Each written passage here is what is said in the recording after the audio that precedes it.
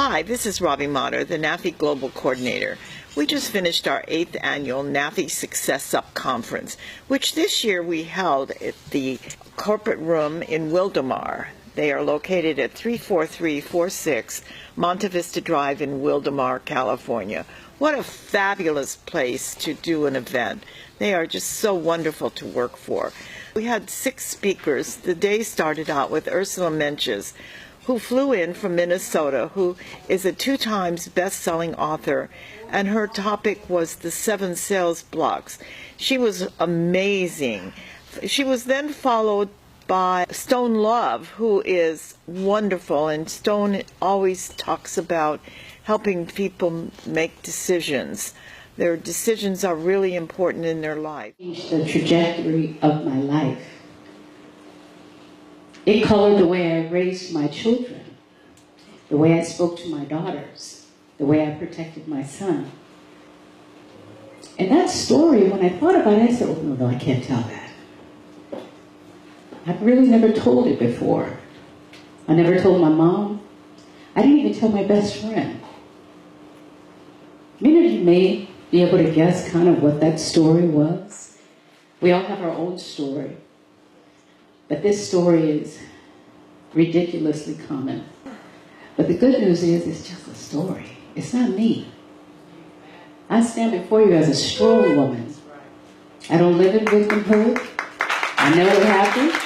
Thank you. Thank you. No one owes me an apology. The next speaker was Dr. Barbara Young, and she talked about women moving from success to significant. She was amazing as well. Also at the time, I'm at the top of my game because I went on a cruise, and that little cruise ended up with me being invited to Kenya. When I got invited to Kenya to be a speaker, they asked me would I come and speak to women. Oh, I love women. Oh, I'm so thrilled to be able to talk to women. And guess what? They switched on me. When I got there to Nairobi, Kenya, and I was on newspapers, I was on television, I was in adverts, they call them. American motivational speaker comes to Kenya. I thought, what? And so, I mean, really, I had been on that cruise, I had re-careered. Say re-careered? Re-careered. I'd given up 37 years in higher education. I had re-careered, and I got invited on this cruise. On that cruise was Johnny Cochran, Susan Taylor, Michael, now I can't remember his name, and his wife, Marcia Dias, Michael Dias, Marcia, all these high-profile people on this networking professional cruise. Well, I'm going on the cruise, and I'm re-careered.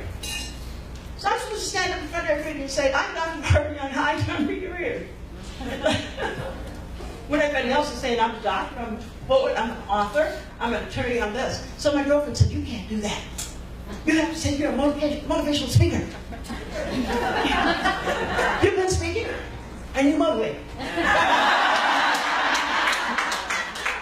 And then, of course, we had Althea Ledford, who is the editor of E! for today's female executives and CEO of ETM Media, and she spoke about SAFE is for sissies, suit up, and everybody loved that topic.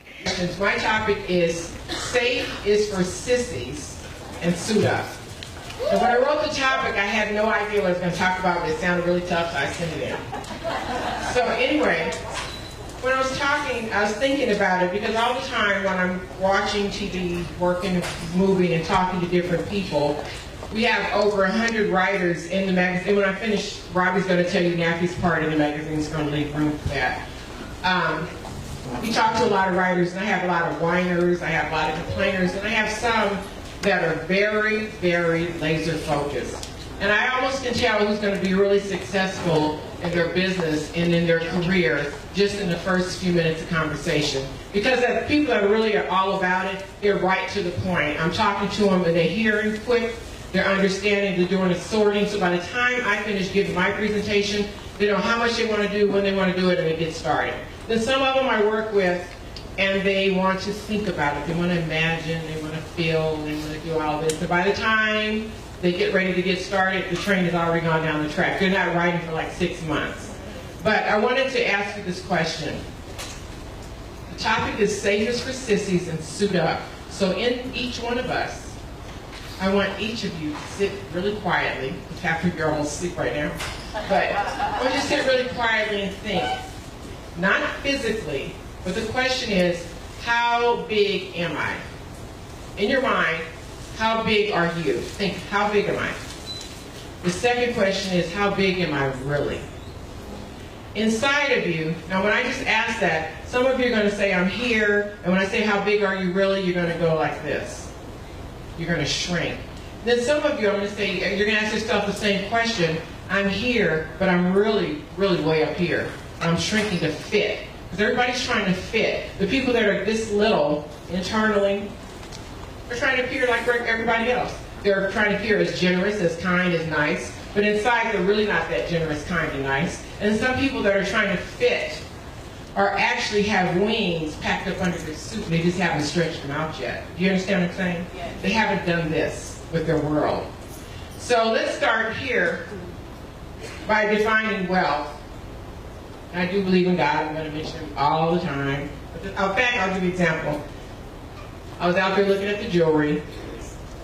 And this one has verses, the Bible verses on each little thing here. And I looked at it, heard a little voice say you should buy it. And I'm so cheap, I go, maybe not. I'm thinking about it. It's only $33, but it's $33, okay? So I'm going, okay, maybe not. So I go in the bathroom, and our assistant's running there, and she goes, you won. And guess what I won? I won a gift certificate. Guess where it was? To the same stand where I had the